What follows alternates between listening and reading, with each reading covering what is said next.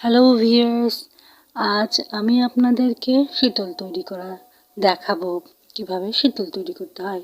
শীতল তৈরি করার জন্য প্রথমে কচু শাকের প্রয়োজন হয়। এগুলো হচ্ছে কচু পাতা। এগুলো ভালো করে ধুয়ে পরিষ্কার করে নিতে হবে।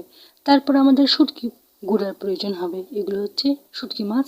এগুলো ভালো করে গুঁড়া করে নিতে হবে। তারপর কচুর পাতাগুলোকে হামানদিস্তায় মিহি করে পিষে নিতে হবে, কিন্তু এখানে কোনো পানি অ্যাড করা যাবে না। হামানদিস্তায় ভালো মতো মিহি না হলে সুন্দর করে শিলপাটায় বেটে নেবেন। এই যে ঠিক এভাবে মিহি করে শিলপাটায় বেটে নেবেন। শিলপাটায় বাটা হয়ে গেলে শুটকির গুঁড়ো আর পাতাগুলো ভালো করে মিক্স করে নেবেন। সুন্দর করে অনেকক্ষণ করে মিক্স করবেন। এই যে শুটকির গুঁড়াগুলো দেয়া হচ্ছে, এগুলো মিক্স করবেন, অনেকক্ষণ ধরে মিক্স করবেন। তাহলে শীতলের কোয়ান্সিডেন্টটা সুন্দর আসবে এবং এটা খেতেও অনেক সুস্বাদু হবে।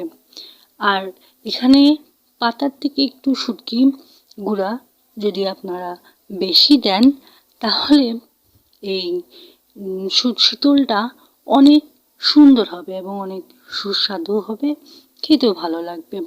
আপনারা নিজেদের বাড়িতে তৈরি করে খাবার জন্য এরকম বেশি করে শুটকির গুঁড়ো দিয়ে তৈরি করে নিতে পারেন।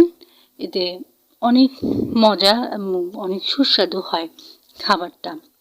এই যে দেখতেছেন কত সুন্দর করে মাখতেছে।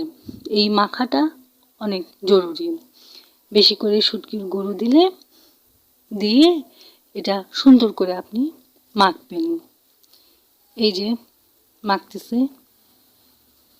মাখবেন। এখন হয়ে গেল। এইভাবে মাখতে মাখতে শুটকিগুলো যখন পাতাগুলো সবগুলো মাখা হয়ে যাবে, তখন আপনারা গোল গোল করে